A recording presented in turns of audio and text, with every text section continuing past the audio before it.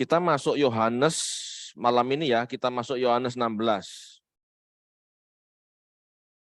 Ya, terbagi 2 atau 3 khotbah, ya Yohanes 16.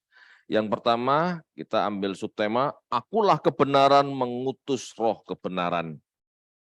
Saya minta tolong dibacakan Pak Handoko mulai 15 ayat 26 dulu, lalu sambung 16 ayat 1 sampai 16 ayat 11. Jadi mulainya 15 ayat 26, karena masih terkait. Yohanes 15 ayat 26. Jikalau penghibur yang akan kuutus daripada Bapa datang, yaitu roh kebenaran yang keluar dari Bapa, ia akan bersaksi tentang aku. Yohanes 16 ayat 1 sampai 11. Semuanya ini kukatakan kepadamu, supaya kamu jangan kecewa dan menolak aku. Kamu akan dikucilkan, bahkan akan datang saatnya bahwa setiap orang yang membunuh kamu akan menyangka bahwa ia berbuat bakti bagi Allah.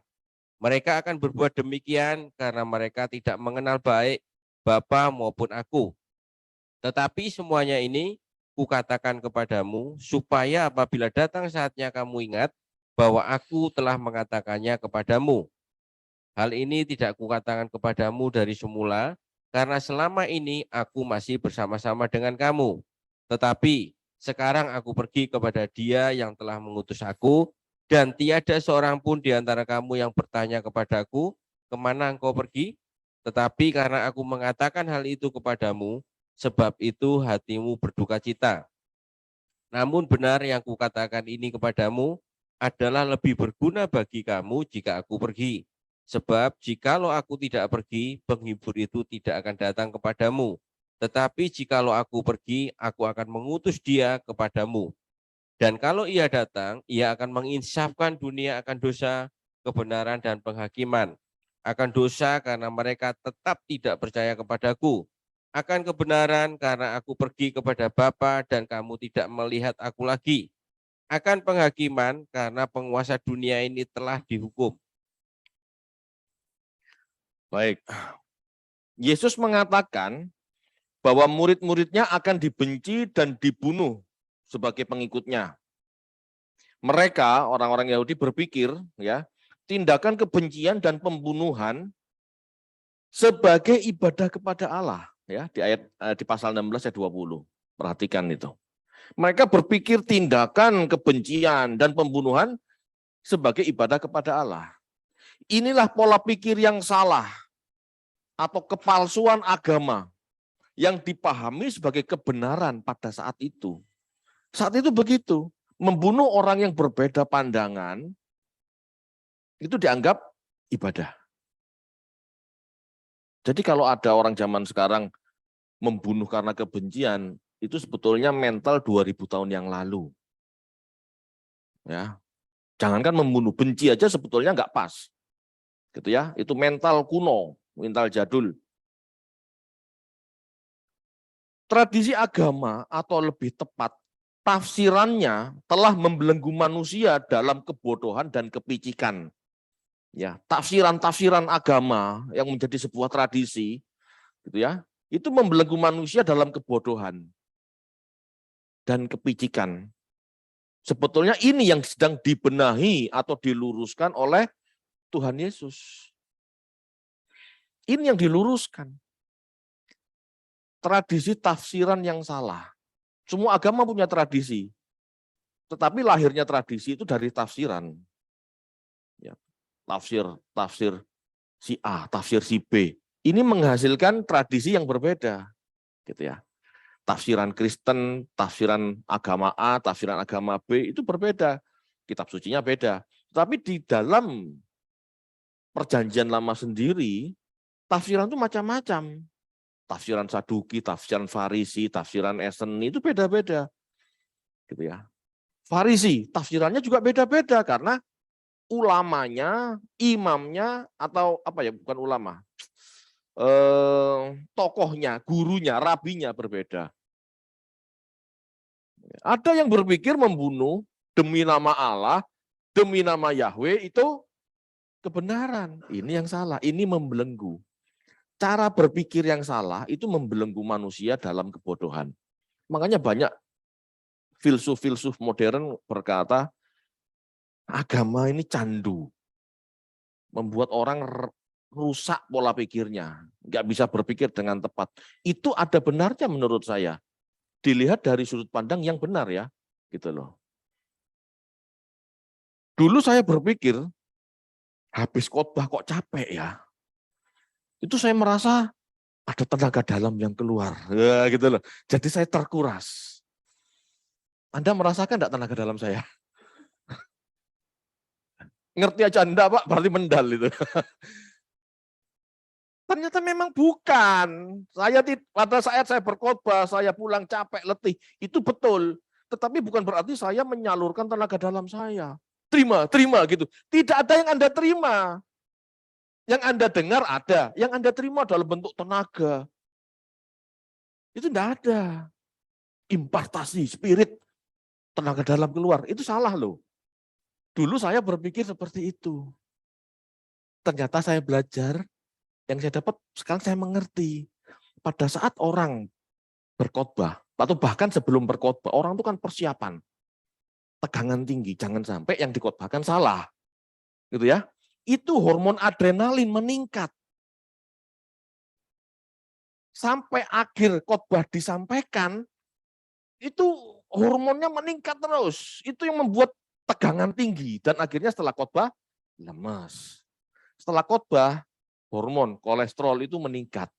Itu membuat rasa lemes, rasa rileks. Yang benar begitu, makanya belajar itu penting. Belajar itu memerdekakan. Lah, memerdekakan dari apa? Pola pikir yang yang mistis secara negatif loh, yang tahayul ini loh. Seolah-olah kalau khotbah mengeluarkan tenaga dalam, gitu. Enggak ada itu adanya di Nintendo atau PS gitu ya. Yes, energinya drop gitu ya. Itu PlayStation Bapak Ibu. Enggak ada yang seperti itu. Orang capek pada saat khotbah karena sebelum khotbah persiapan. Pada saat khotbah tegangan tinggi, takut salah, grogi. Lah kok khotbah? Wong song leader aja grogi kok. Betul enggak Pak? Gitu ya. Itu. Jadi kebenaran itu memerdekakan. Oh. Enggak aneh, pola pikirnya enggak aneh gitu loh. Kalau orang sudah enggak grogi, seminggu 3, 4, 5, 6 kali khotbah, ya enggak masalah, sudah enggak grogi kok. Saya dulu berpikir kan gitu, Pak Eras ini seminggu bisa 6 kali khotbah, kok enggak capek ya? Kok tenaga dalamnya enggak habis-habis? Ternyata memang bukan tenaga dalam yang keluar, adrenalin yang meningkat. Ini contoh kebenaran. Jadi kebenaran itu apa? Oke, kita akan belajar ya. Itu sebabnya gitu ya. Kita harus belajar. Ini yang sedang diluruskan oleh Tuhan Yesus. Dengan dengan kebenaran itu akan memerdekakan kamu. Kebenaran itu akan memerdekakan kamu. Jika kamu mengerti. Yesus mengatakan bahwa seseorang harus mengerti dulu baru berbuah. Paham dulu dengan benar baru bisa beriman. Paham dulu dengan benar baru bisa taat. Kalau enggak mengerti apa-apa, apa yang mau Anda taati? Kita baca yuk, Matius 13 ayat 23.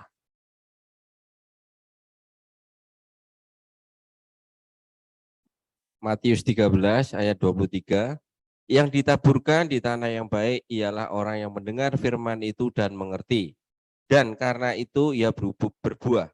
Ada yang 100 kali lipat, ada yang 60 kali lipat, ada yang 30 kali lipat. Perhatikan tuh, mendengar firman, membaca firman, itu sama ya. Jadi ada firman yang masuk, itu dimengerti dulu, baru berbuah.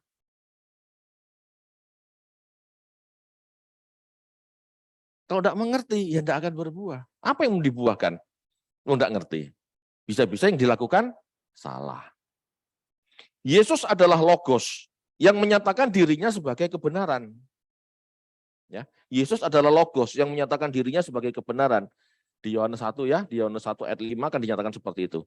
Hal ini bisa dipahami bahwa pribadi Yesus dan ajarannya sebagai pemahaman yang benar, sebagai contoh yang benar, sebagai teladan yang benar. Ini adalah terang yang mencerahkan. Yesus mengatakan akan mengutus rohnya ya di pasal 15 ayat 26. Ya tadi kan sudah dibaca sama Pak Andoko mulai ayat 15 mulai pasal 15 26. Tuhan Yesus mengatakan, "Aku mengutus roh kebenaran. Aku akan mengutus Roh Kudus, roh kebenaran." Ya toh. Jikalau penghibur yang diutus Bapa yaitu roh kebenaran, Roh Kudus diutus sebagai roh kebenaran. Ini ada hubungannya dengan Yesus sebagai sang kebenaran. Yohanes 14 ayat 6, ayo dibaca. Yohanes 14 ayat 6, kata Yesus kepadanya, "Akulah jalan dan kebenaran dan hidup. Tidak ada seorang pun yang datang kepada Bapa kalau tidak melalui aku." Tuhan Yesus mengatakan, "Akulah apa? Jalan, kebenaran dan hidup." Oke, akulah kebenaran, jelas ya. Akulah kebenaran, mengutus roh kebenaran. Sama loh. Jati dirinya sama. Tujuannya sama. Yesus hadir untuk membawa orang pada kebenaran. Roh Kudus dicurahkan untuk membawa orang pada kebenaran. Kebenaran, kebenaran. Alitea, alitea gitu ya. Apa sih kebenaran itu maksudnya? Anda tahu enggak kebenaran? Anda ngerti ngomong belajar kebenaran, suara kebenaran. Apa sih kebenaran? Apa kebenaran? Hmm, hmm, bingung. Kebenaran apa kebenaran? Benar atau salah? Anda ulangan setiap hari ya pada masa SD, SMP, SMA benar atau salah? Apa kebenaran? Ayo. Pertama, kebenaran itu lawan kepalsuan, lawannya kesalahan. Perhatikan penting, ini penting. Kebenaran itu lawan dari kepalsuan, lawan dari kesalahan. Menyatakan kebenaran berarti apa yang dikatanya adalah realitas yang benar, kenyataan, bukan dongeng atau kepalsuan, bukan dongeng apa tipu daya.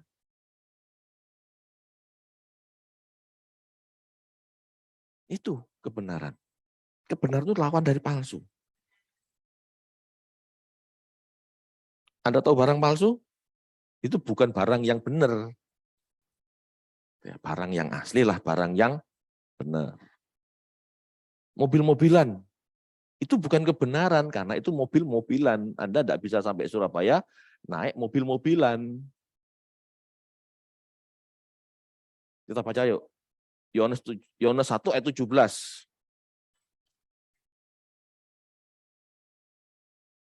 Yohanes 1 ayat 17, sebab hukum Taurat diberikan oleh Musa, tetapi kasih karunia dan kebenaran datang oleh Yesus Kristus. Ya, sekarang pasal 8 ayat 40.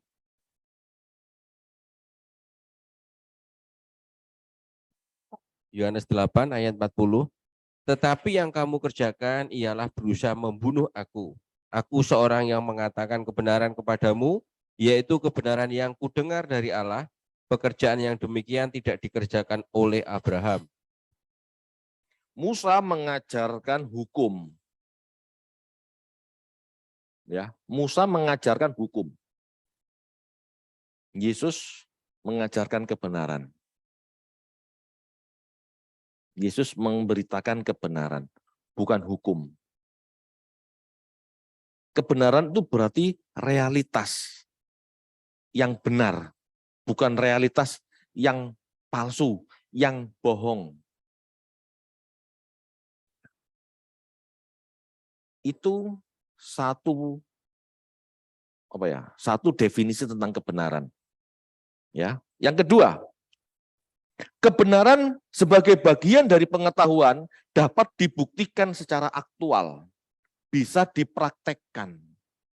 Itu kebenaran. Yohanes 4 ayat 23 sampai 24.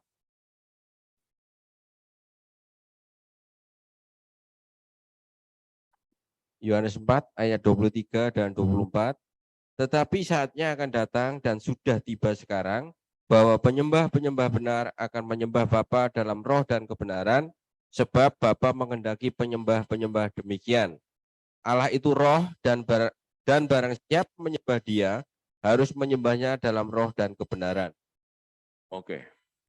Tuhan Yesus mengatakan orang akan menyembah bukan di Gerizim, bukan di bait Allah. Tetapi orang akan menyembah dalam roh dan kebenaran. Seperti angin. Gitu ya. Dimanapun, tidak terikat tempat dan waktu, orang bisa menyembah. Itu kebenaran.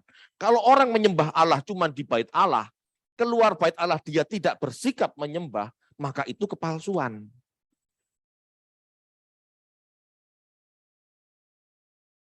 Ya, lihat tadi, kebenaran lawan kepalsuan. Kalau kebenaran tidak bisa dilakukan oleh siapapun, itu bukan kebenaran.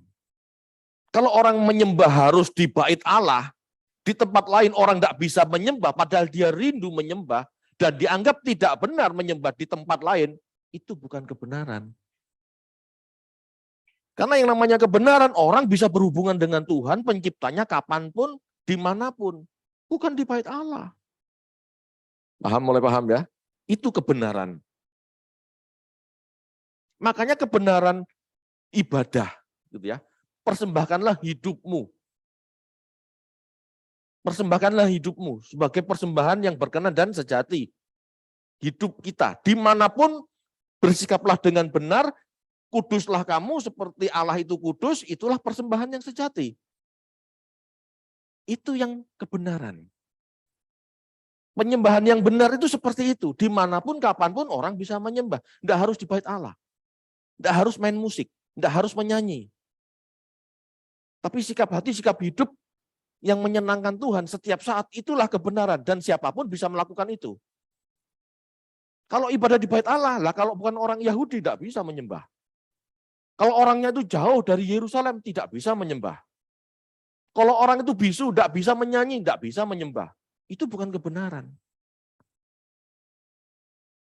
Ngerti maksudnya ya? Kebenaran itu pasti bisa dilakukan semua orang. Tidak akan menghalangi hubungannya dia dengan Tuhan. Itu contoh kebenaran tentang penyembahan, tentang ibadah.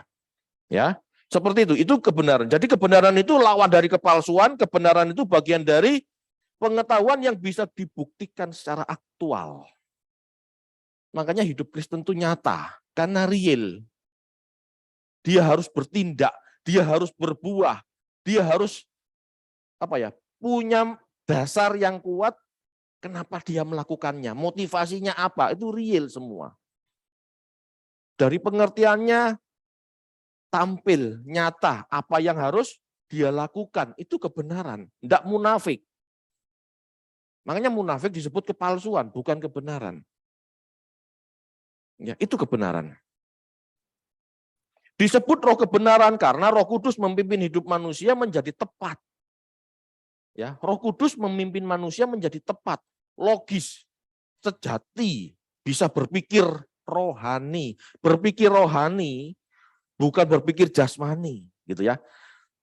Itulah yang disebut kebenaran. Roh Kudus disebut roh kebenaran karena memimpin manusia menjadi tepat, pola pikirnya tepat, logis, cara berpikir sejati. Ya, bisa berpikir benar, tidak berpikir mistis atau tahayul. Mistis yang salah ya, tahayul itu mistis yang salah. Nanti suatu saat akan saya jelaskan antara logis, mistis dan tahayul, gitu ya. Mungkin sekarang sepintas saja. Kita baca Roma 12 ayat 1.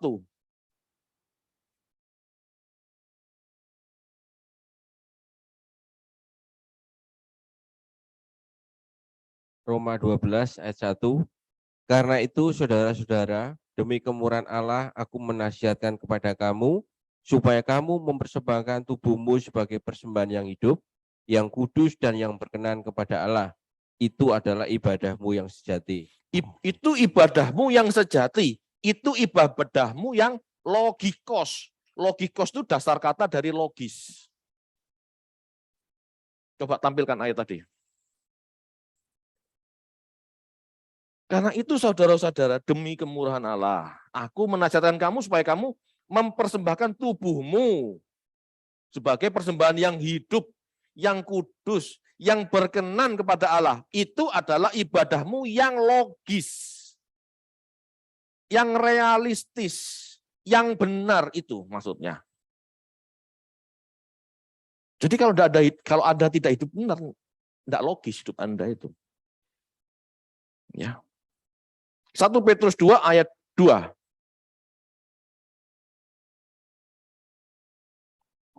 1 Petrus 2 ayat 2, dan jadilah sama seperti bayi yang baru lahir, yang selalu ingin akan air susu yang murni dan yang rohani, supaya olehnya kamu bertumbuh dan beroleh keselamatan. Nah, perhatikan ini.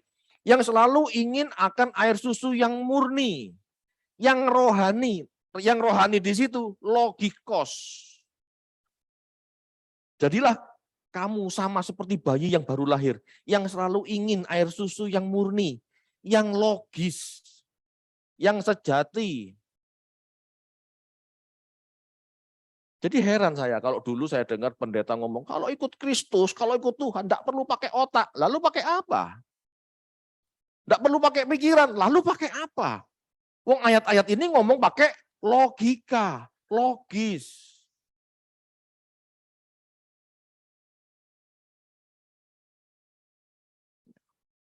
Tidak ada yang tahayul. Mistis mungkin ada, tetapi tahayul tidak ada. Tidak benar tahayul itu. Nanti sebentar kita akan bahas ya. Kita baca dulu. 1 Timotius 4 ayat 7.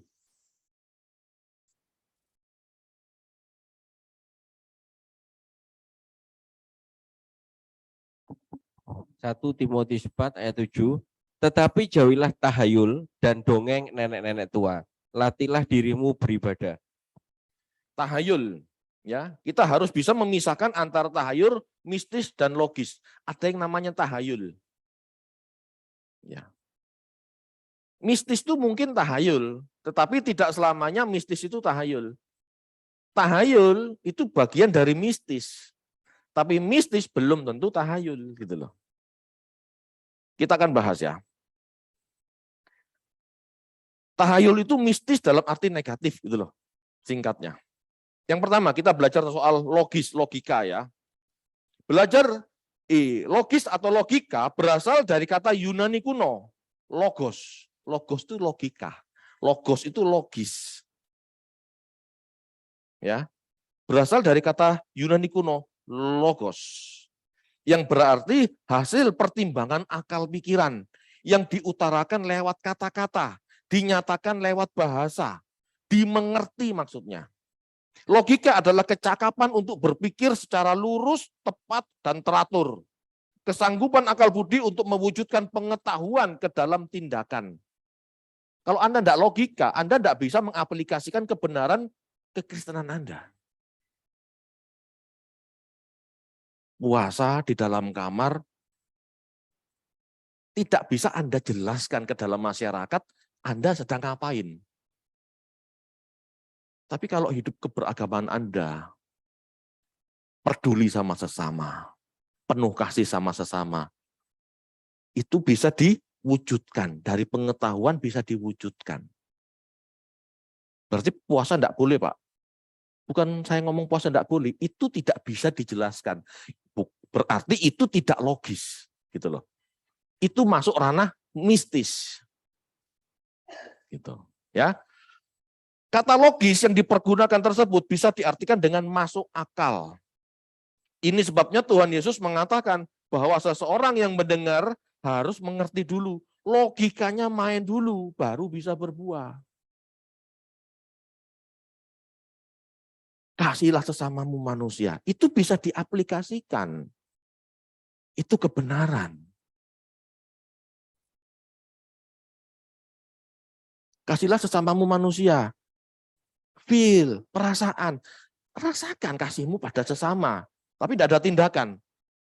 Itu bukan logika ya. Itu main perasaan. Itu masuk ranah mistis. Ya. Yang kedua sekarang. Mistis adalah kerinduan dan kehausan untuk mencari bahkan menyatu dengan Allah. Itu mistis. Mistis adalah kerinduan dan kehausan. Kehausan untuk mencari bahkan menyatu dengan Allah dalam rangka keselamatan. Itu mistis. Jadi main perasaan. Main feel. Itu mistis. Ada orang jatuh cinta, tapi tidak ketemu. Ya. Itu mistis. Yang ngerti kan dia, orang lain kan tidak ngerti.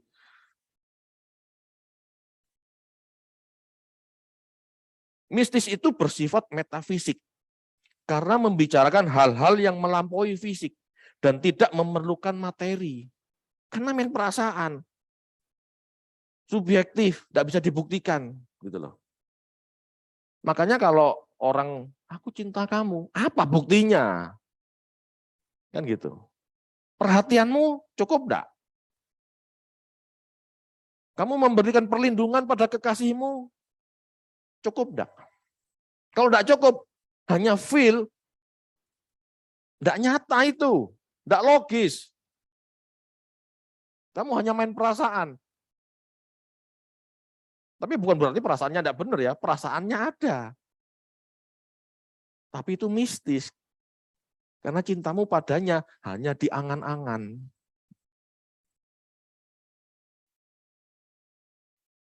Kata mistis berasal dari kata mistemis, yang berasal dari kata Yunani mistikos, yang artinya rahasia, serba rahasia, tersembunyi, gelap, terselubung dalam kekelaman. Itu mistis artinya. Ya, jadi kita harus punya definisi yang tepat dulu supaya kita paham. Kita tidak anti mistis loh. Tapi kita juga jangan mistis yang negatif. Itulah tahayul. Tahayul adalah kepercayaan terhadap sesuatu yang dianggap ada atau sakti. Tetapi sebenarnya tidak ada atau tidak sakti. Dalam Alkitab kata tahayul ini berasal dari kata dalam bahasa Yunani bebelos, yang artinya tidak suci, cara berpikir yang kotor, cara berpikir yang rendah, atau tidak bijak. Itu tahayul, bebelos. Kita baca ya, contoh kata bebelos, Ibrani 12 ayat 16.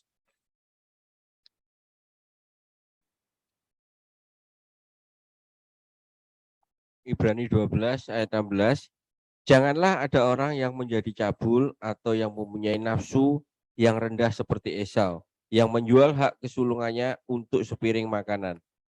Nah, nafsu yang rendah itu bebelos. Jadi pola pikir Esau saat itu rendah. Jadi pola pikir Esau saat itu tahayul. Tidak logis. Tidak logis dalam arti yang negatif. Ya, rendah, tidak bijak. Pola pikirnya Esau itu tidak bijak. Hanya memikirkan semangkok makanan, tidak memikirkan realitas masa depan, itu maksudnya.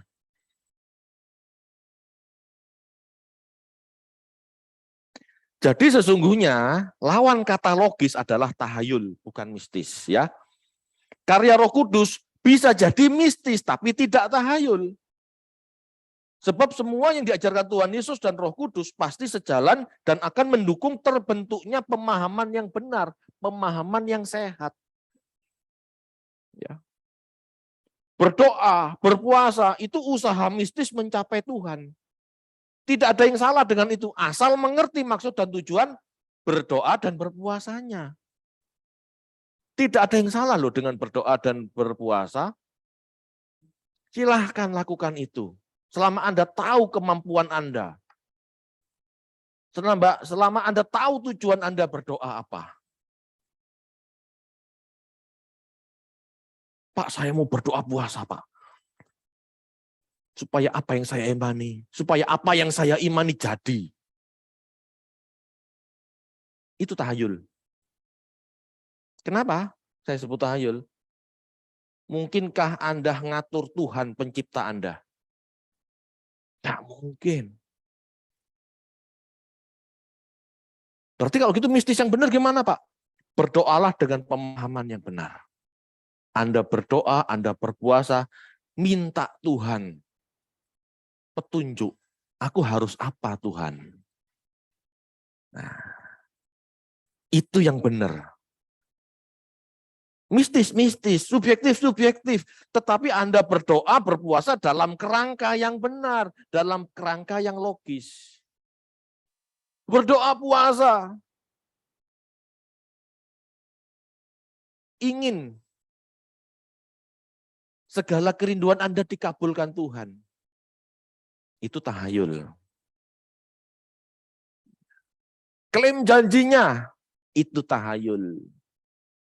Tidak ada yang seperti itu. Anda kira ada yang seperti itu. Tapi kenyataannya tidak ada yang seperti itu. Emangnya Tuhan bisa diatur Anda? Klaim janjinya. Aku klaim janjinya. Aku klaim pendapatan 1 miliar. Aku klaim bonus rumah mewah. Emangnya siapa Anda? Kok ngatur Tuhan? Itu tahayul. Ngerti ya? Makanya orang berdoa dan berpuasa itu tidak salah, itu benar. Tetapi ayo belajar dulu supaya Anda tidak salah berdoa. Sebab kata Yakobus, doamu hanya untuk mengabulkan, doamu hanya untuk memuaskan hawa nafsumu. Itu tahayul. Jika doa dan puasa dianggap cara cepat bisa mengabulkan keinginan dan menjadi kaya raya, maka itu adalah tahayul. Pola pikir yang tidak bijak, pola pikir yang rendah. Itu loh. Harus dipahami segala sesuatu yang fana, keinginan daging, nafsu, bernilai rendah. Itu sebabnya Paulus berkata, pikirkan perkara di atas, bukan di bumi. Pikirkan perkara yang di atas, itu realitas, itu logis. Pikirkan perkara yang di atas, yang kekal, itu yang logis. Yang fana ini palsu, tidak kekal. 70 tahun Anda mati, Anda tidak menikmati yang Anda miliki. Itu maksudnya, itu kepalsuan. Berpikir di balik kubur, Anda ngapain di balik kubur, itu yang logis. Jika hidup kita perkarakan, jika hidup kita arahkan untuk hal-hal yang kekal, itu yang logis. Karena realitas, itu kekekalan, itu nyata. Itu maksudnya. Ayo mikir, Anda logis apa? Tahayul sekarang pola pikirnya. Kalau Anda masih ngurusi hal-hal duniawi, bukan tidak boleh bekerja ya, silahkan. Tapi ya sesuai porsinya, secukupnya. Jangan ingin yang enggak-enggak. Kalau Anda masih mengejar kefanaan, kepuasan, itu fata morgana istilahnya. Kepalsuan, tidak nyata, hoax, palsu, tidak benar, tidak logis. Aku kebenaran mengutus roh kebenaran. Supaya Anda bisa berpikir logis, berpikir ke masa yang akan datang. Masa yang kekekalan, bukan masa yang fana di dunia ini. Itu maksudnya.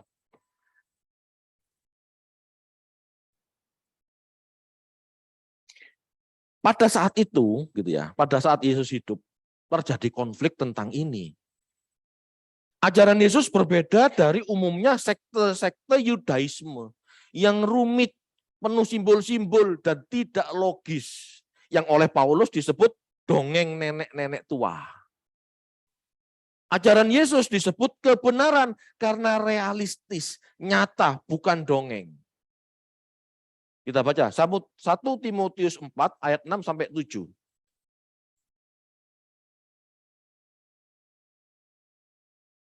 1 Timotius 4 ayat 6 dan 7. Dengan selalu mengingatkan hal-hal itu kepada saudara-saudara kita, engkau akan menjadi seorang pelayan Kristus Yesus yang baik, terdidik dalam soal-soal pokok iman kita, dan dalam ajaran sehat yang telah kau ikuti selama ini. Tetapi jauhilah tahayul dan dongeng nenek-nenek tua, latihlah dirimu beribadah. Ajaran sehat itu ajarannya Tuhan Yesus. Sedangkan di luar ajaran Tuhan Yesus banyak dongeng nenek-nenek tua yang menganggap hari ini lebih baik dari hari kemarin, yang menganggap hari raya lebih baik dari hari kemarin, yang berpikir lebih hari Sabat lebih bagus dari hari kemarin. Itu dongeng nenek-nenek tua. Hari itu sama saja. Makanya lagu sekolah minggu, hari ini harinya Tuhan, hari Senin harinya Tuhan, hari Selasa harinya Tuhan. Itu realistis. Kapanpun, dimanapun Anda bisa nyembah Tuhan. Enggak hari Sabat, tok. Enggak hari Minggu, tok. Ya. Ajaran Yesus itu kebenaran. Karena mengasihi sesama, berarti ya sesama manusia. Bukan sesama Yahudi. Kasih akan membingungkan saat perlu tindakan konkret. Kasih akan membingungkan saat perlu tindakan konkret jika mengasihi hanya dibatasi sesama suku, ras, agama. Itu bukan kebenaran. Kebenaran adalah jika Anda mengasihi sesama manusia tanpa membeda-bedakan suku, ras, agama. Anda tidak terbelenggu. Karena sama-sama ciptaan Tuhan.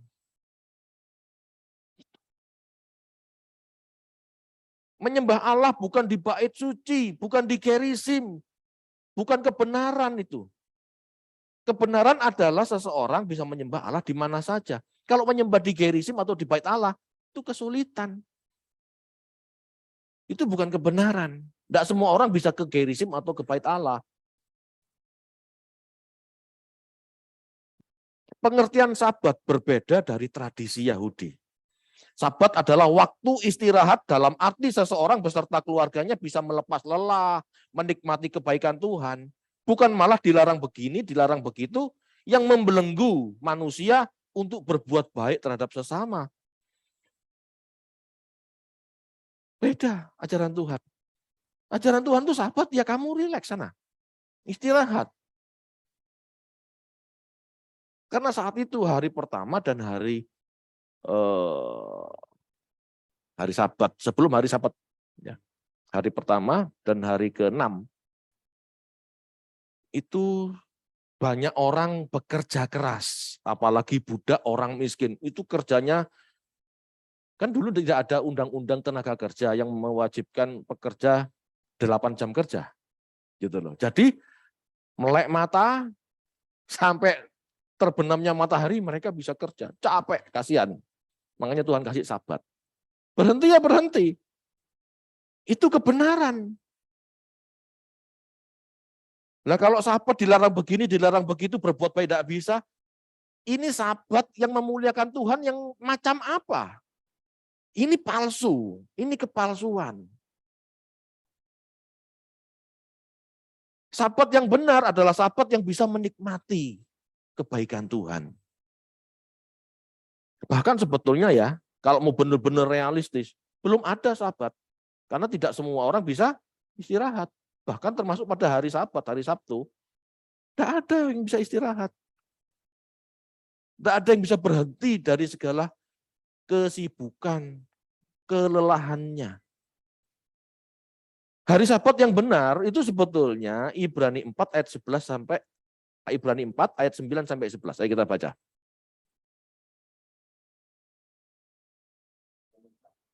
Ayat 9 sampai 11. Ayat 9 sampai 11.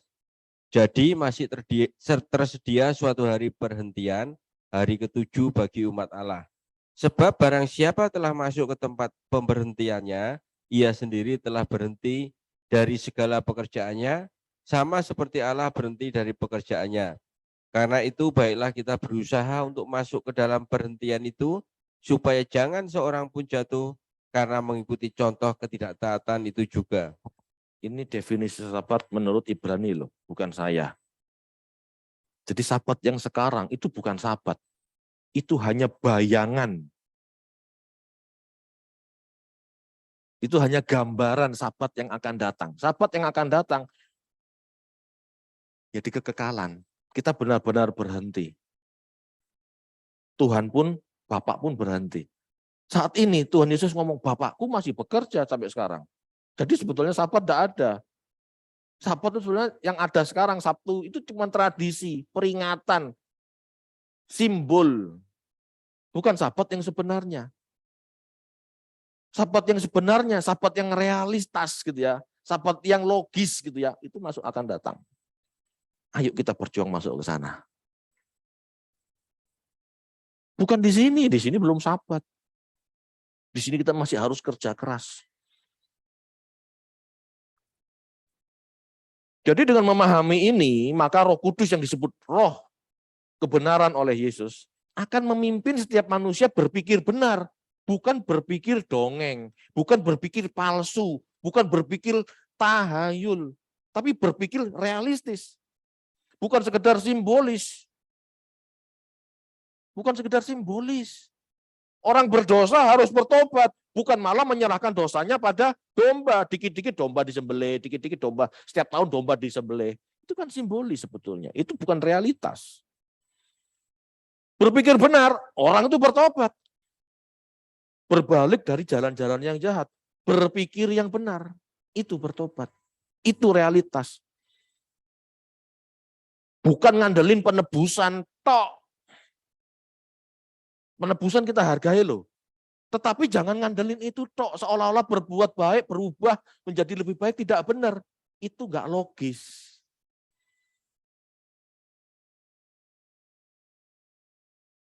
Yesus sedang mengajar manusia mencari esensi atau inti yang benar dari setiap tindakan. Ya, di mana ajaran saat itu ya, penuh dengan simbol-simbol. Ini contoh saja ya, saya bukan antisemit, cuma saya menunjukkan antara realitas dan tahayul. Orang Yahudi berdoa, ya pakai apa? Itu, pakai tali, taruh di sini dikasih ayat, terus di sini dibatuk dikasih ayat. Mereka berdoa sambil mantuk-mantuk begini, goyang-goyang gini, seperti api katanya.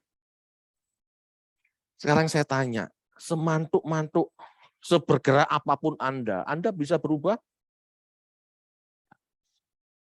Yang logis, yang realistis, jika ayat itu, firman Tuhan itu masuk ke dalam pikiran Anda dan hati Anda, dan Anda bersedia berubah. Itu realistis. Tetapi kalau ayat ditempelin di batuk, Anda tidak mungkin bisa berubah. Ngerti maksudnya ya? Tradisi tempel di sini itu mistis, dan itu mistis yang salah, tahayul. Anda tidak mungkin bisa berubah. Tetapi Tuhan Yesus ngomong, kebenaran itu akan dituliskan dalam hati, itu realistis. Yesus mengajarnya supaya manusia punya pengertian, punya perasaan, pikiran, perasaan Tuhan. Itu yang membuat Anda berubah. Kalau cuma nempel di batuk, sampai kapanpun Anda mantuk-mantuk, tidak akan berubah. Itu doanya orang Yahudi seperti itu. Itu sebenarnya kan cuma simbol sebetulnya. Taruh di batuk maksudnya masuk di pikiran. Ya kenapa tidak dimasukin pikiran sekalian? Kenapa cuma ditempelin di batuk? Itu kan tradisi yang tahayul. Cara berpikirnya seperti itu. Tapi banyak orang tidak berani ngomong ini. Dianggap nanti antisemit, anti Yahudi. Bukan. Saya ngomong soal realitas. Sama seperti orang Kristen. Seolah-olah menerima firman Tuhan saat perjamuan kudus, baca ayat di hosti yang ada tulisannya. Wah, Tuhan ngomong begini. Itu tepak-tepakan, Bu, Pak. Itu bukan realistis. Bukan realitas. Itu tahayul. Yang benar gimana, Pak? Anda baca firman, Anda mengerti, Anda berbuah. Itu realitas. Tapi kalau cuma ayat di hosti, lalu dimakan, Anda mikir perasaan sudah berubah, itu tahayul. Itu Anda masuk, ya masuk mulut, masuk perut, keluar besok. Ini tidak menghina ya. Tapi kita ayo berpikir realistis. Yang mengubah Anda tubuh darah Yesus dalam arti Anda memiliki ketaatan yang sama seperti Yesus menjadi roti terpecah, anggur tercurah. Itu realistis. Itu kebenaran. Pak, jadinya kok realistis banget. Ya memang Tuhan Yesus ngomong begitu kok.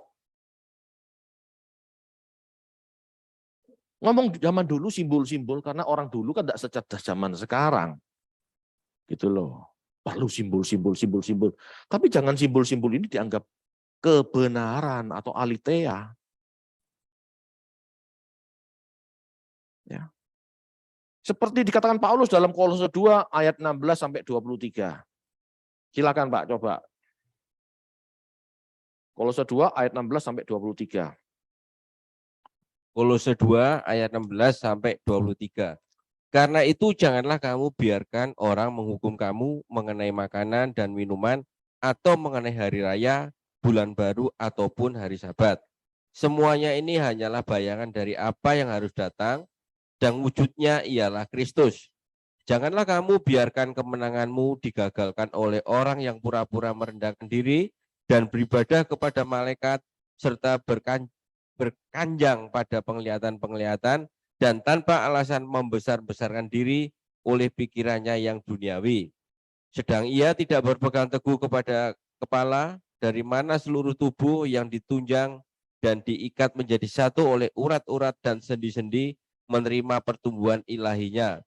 Apabila kamu telah mati bersama-sama dengan Kristus dan bebas dari roh-roh dunia, mengapakah kamu menaklukkan dirimu pada rupa-rupa peraturan, seolah-olah kamu masih hidup di dunia? Jangan jamah ini, jangan kecap itu, jangan sentuh ini. Semuanya itu hanya mengenai barang yang binasa oleh pemakaian dan hanya menurut perintah-perintah dan ajaran-ajaran manusia.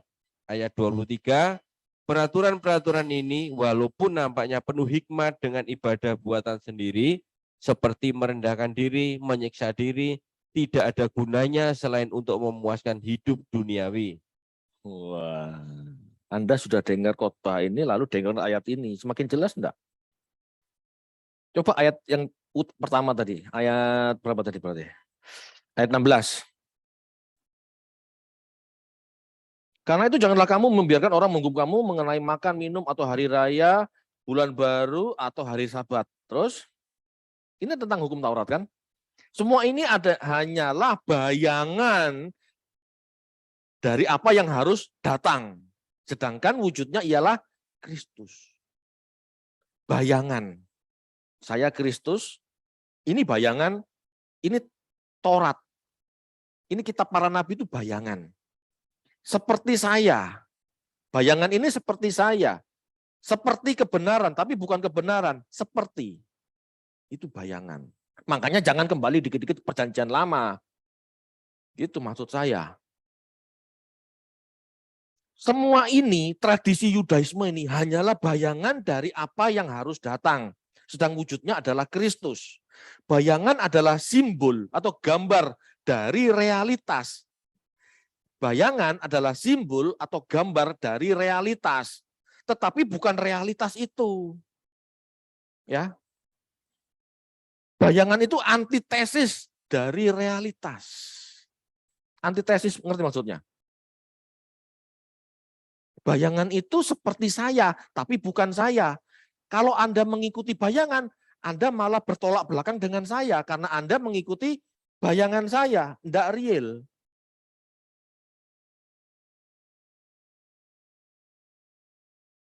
Ini contoh saja.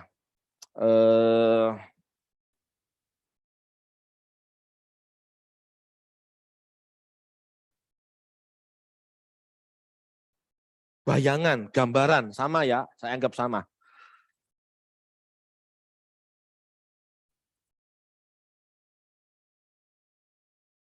Anda tahu ini?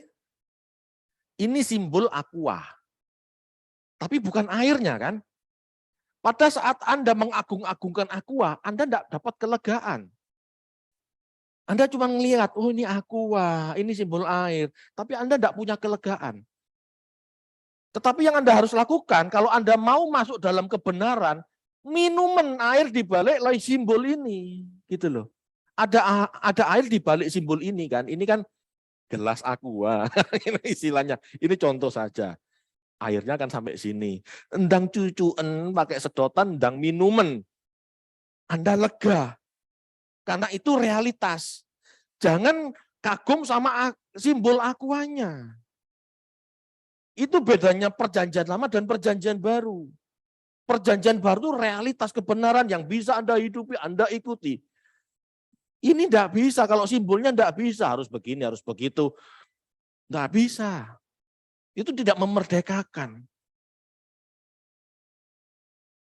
Torah dan tradisinya adalah simbol kebenaran, tetapi bukan kebenaran sejati. Kebenaran sejati adalah Yesus dan Injil yang diberitakan. Makanya tadi dikatakan, Musa diberi hukum, itu simbol dari kebenaran Tuhan. Yesuslah yang membawa kebenaran, ikutilah kebenarannya, jangan ikuti simbol-simbolnya. Itu artinya, aku kebenaran, mengutus roh kebenaran, supaya Anda bisa menikmati realitas hidup yang benar. Amin, Bapak Ibu. Oke, mari kita tutup dalam doa.